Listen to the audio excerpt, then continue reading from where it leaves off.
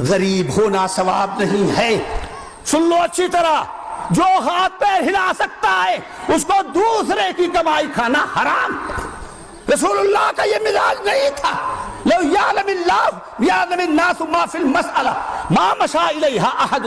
اگر لوگ سمجھ لیں کہ سوال میں کتنی ذلت اور اللہ کو سوال کتنا ناپسند ہے تو کوئی سوال کا تصور تک نہ کرے, تصور تک نہ کرے. من سأل وَلَهُ مَا يُغْنِي جَاءَ يَوْمَ الْقِيَامَةِ وَفِي وَجْهِهِ خُدُوشٌ أَوْ قُدُوحٌ.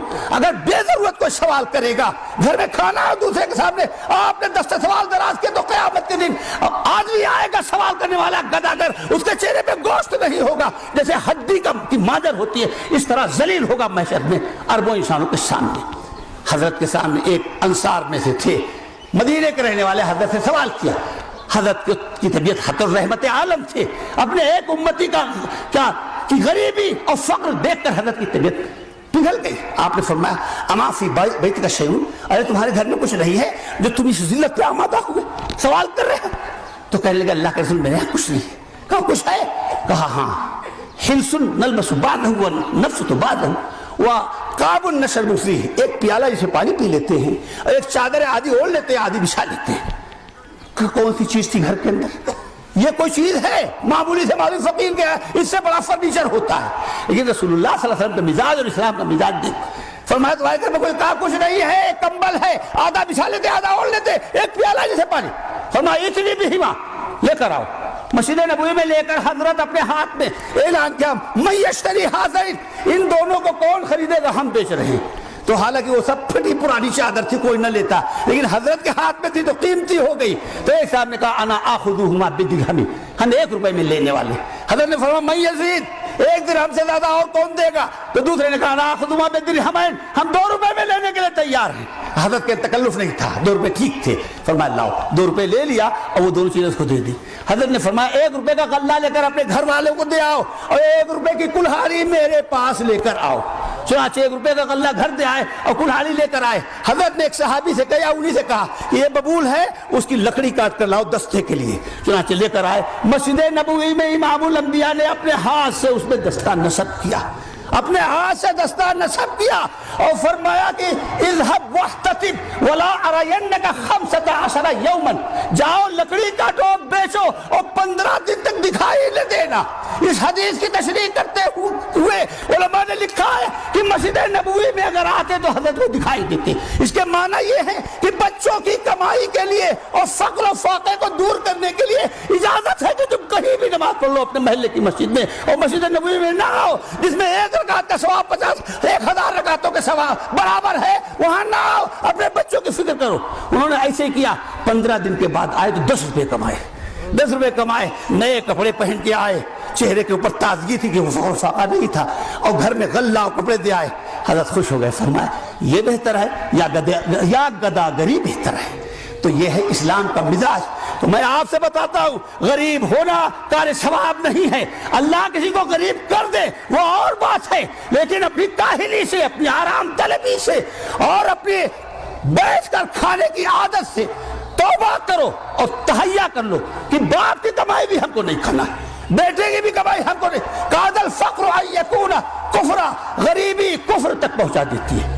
جو غریب آدمی ہوتا ہے نہ اس کی کوئی عزت ہوتی ہے, نہ اس کا کوئی مذہب ہوتا ہے, نہ اس کی جان اس کے قبضے. شاہوکار اس کی عزت بھی لیتا ہے اور اس کا مذہب بھی داؤ پہ لگ جاتا ہے اور اس کی جان بھی خطرے بھی ہوتی ہے. تو میں اپنے نوجوانوں سے عرض کرتا ہوں, ان نوجوانوں ہی سے امید ہے کہ یہ گاؤں کی قوم کی نیا پار کریں گے.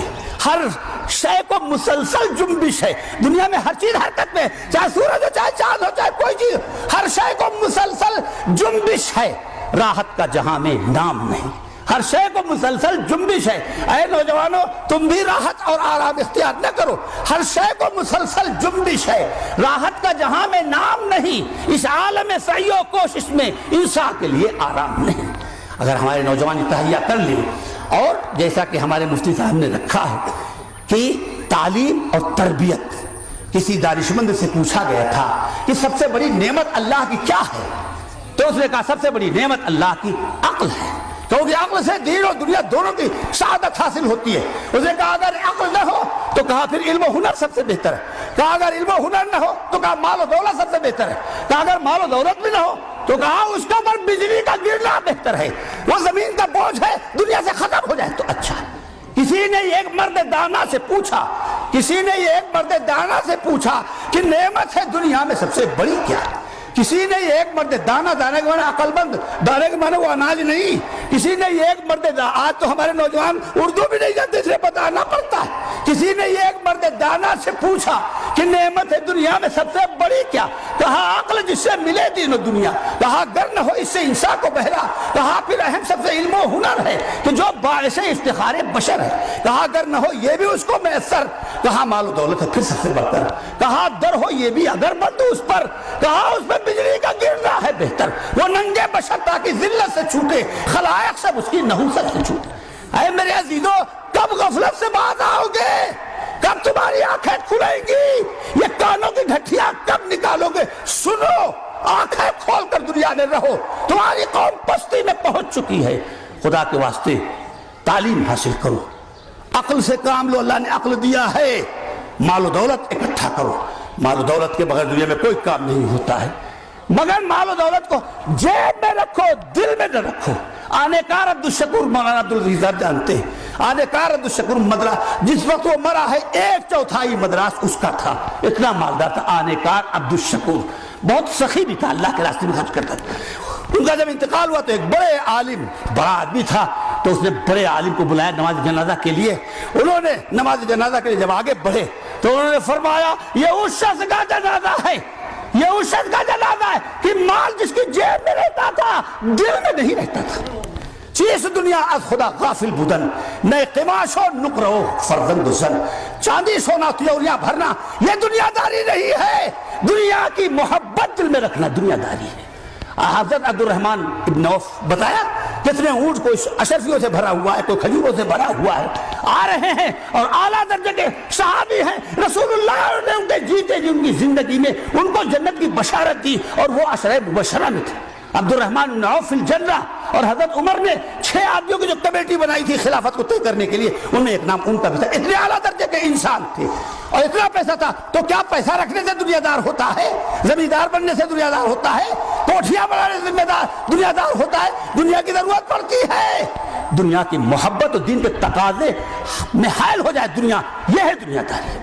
چیز دنیا از خدا غافل بودن، کشتی پانی میں چلتی ہے، جب تک پانی باہر ہے کشتی کے تو کشتی کے لیے نجات کا سامان ہے، کیونکہ کشتی پانی میں چلے گی، خشکی میں نہیں چلتی، لیکن جب پانی کشتی میں آ جائے تو کشتی کو ڈوبنے سے کوئی بچا نہیں سکتا۔